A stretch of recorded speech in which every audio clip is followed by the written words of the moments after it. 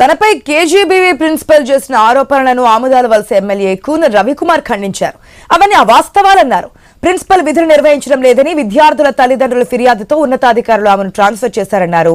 దానిని ఆమె జీర్ణించుకోలేక తనపై నిందలు వేశారని కూన రవికుమార్ చెప్పారు. ప్రిన్సిపల్ కు వైసీపీ నేతలు కూడా వత్తాసు పలుకుతూ వ్యక్తిత్వ హననం చేశారంటున్న కూన రవికుమార్ తో ఐ న్యూస్ ప్రతినిధి రాము ఫేస్ టు ఫేస్.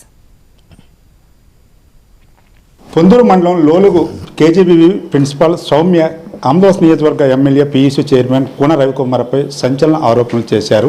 గత 2 రోజులకు కూడా రాష్ట్ర వ్యాప్తంగా చర్చ జరుగుతుంది. ఈ నేపథ్యంలో అమెరికా నుంచి వచ్చిన ఎమ్మెల్యే కూన రవికుమార్ ఇప్పుడు మనతో పాటు ఉన్నారు.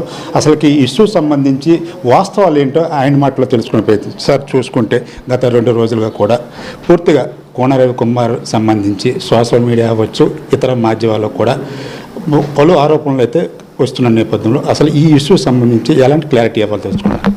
ఈరోజు నా పైన చేసినటువంటి ఆరోపణలు నిరాధారం. ఎందుకంటే ఆమె ఒక ప్రభుత్వ ఉద్యోగి. సరే, ప్రభుత్వ ఉద్యోగులు కాంట్రాక్ట్ ఉండొచ్చు, రెగ్యులర్ ఉండొచ్చు. నాకు వచ్చిన ఫిర్యాదుల మేరకు ఆమె పైన విచారణ చేయమని కలెక్టర్ గారికి వాళ్ళకి పంపించాను. ఆ తర్వాత నేను ఏదో క్యాంప్ వెళ్ళాను. కలెక్టర్ గారు దానిపైన ఏదైతే ఒక డిప్యూటీ కలెక్టర్ స్థాయి అధికారిని, ఒక ఉమెన్ని, ఒక లేడీని ఆయన పంపించారు, విచారణ చేయించారు. ప్రైమా ఫేసి ఉందని చెప్పి ఆయన ట్రాన్స్ఫర్ చేశారు. ఈ జిల్లాలో 3 ప్రిన్సిపల్స్ ట్రాన్స్ఫర్ చేశారు. అంటే మిగిలిన 2 ప్రిన్సిపల్స్ మీద కూడా ఏవో అభియోగాలు ఉన్నాయి కాబట్టి వాళ్ళ 3కి ట్రాన్స్ఫర్ చేశారు. ట్రాన్స్ఫర్ అనేది it is not a punishment, it is a part of administration. కానీ ఈమె నిరాధారమైనటువంటి ఆరోపణలు, నా క్యారెక్టర్కి సంబంధించినటువంటి ఆరోపణలు, నా 33 ఏళ్ల రాజకీయ చరిత్రలో ఈ నియోజకవర్గం నేను మండలాధ్యక్షుడిగా ప్రారంభించిన నాటి నుంచి నేటి వరకు అనేక మంది మహిళా సోదరీమణులు ఈ ఉద్యోగస్తులుగా ఉన్నారు. ఈ నియోజకవర్గంలో ఎవరు ఆరోపణలు చేయలేదే, ఎంతవరకు వాళ్ళు ఏ రోజు అవలేదే. ఎందుకనంటే నేను ప్రతి ఒక్క మహిళని గౌరవిస్తాను. ప్రతి ఒక్క మహిళ నా కుటుంబ సభ్యురాలుగా భావిస్తాను. మహిళని సంప్రదించే మనం వాళ్ళని అందరినీ కూడా మహిళల్ని గౌరవించే సాంప్రదాయం ఉన్నటువంటి జాతి మనది.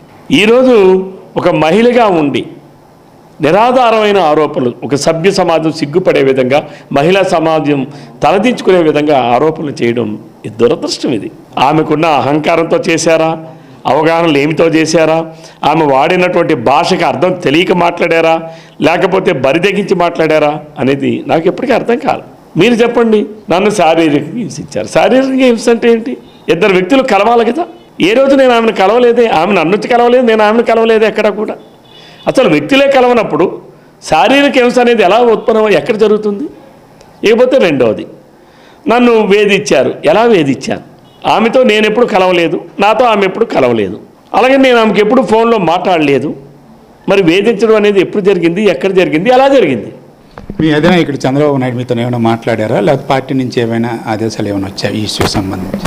ఇప్పటివరకు నాతో ఎవరూ మాట్లాడలేదు. మా నాయకుడు మాట్లాడలేదు నాతో. అలాగే మా నాయకుడు నాతో మాట్లాడక్కర్లేదు. ఎందుకంటే అది వారికి తెలుసు రవికుమార్ అంటే ఏమిటో. తెలుగుదేశం పార్టీలో ఉన్నటువంటి అధినాయకుడి దగ్గర నుంచి సామాన్యమైన కార్యకర్త వరకు ప్రతి ఒక్కరికి తెలుసు. ఏదో నేను అందుకే ఛాలెంజ్ చేస్తున్నా. ఆమె నా మీద ఏదైతే ఆరోపణలు చేశారో చూపించండి. మా నియోజకవర్గంలో ఉన్న కార్యకర్తలతో ప్రజలకు నేను జవాబుదారీ తప్ప మిగిలిన వాళ్ళకి ఎవరికి కూడా కాదు. అలాగే మా అధినాయకుడు, మా యువనాయకుడికి తప్ప మిగిలిన ఎవరికీ నేను జవాబుదారీ కాదు. తన 33 ఏళ్ల రాజకీయ జీవితంలో ఎప్పుడూ ఇలాంటి ఆరోపణలు ఎదుర్కోలేదు. దానికి సంబంధించి కొంత మానసిక సంఘర్షణ కూడా లోనయ్యానని ఎమ్మెల్యే కూన రవికుమార్ చెప్తున్న పరిస్థితి మనకు కనిపిస్తుంది. Water studio. ఒక మహిళ బయటకు వచ్చి తనను లైంగికంగా వేధిస్తున్నారు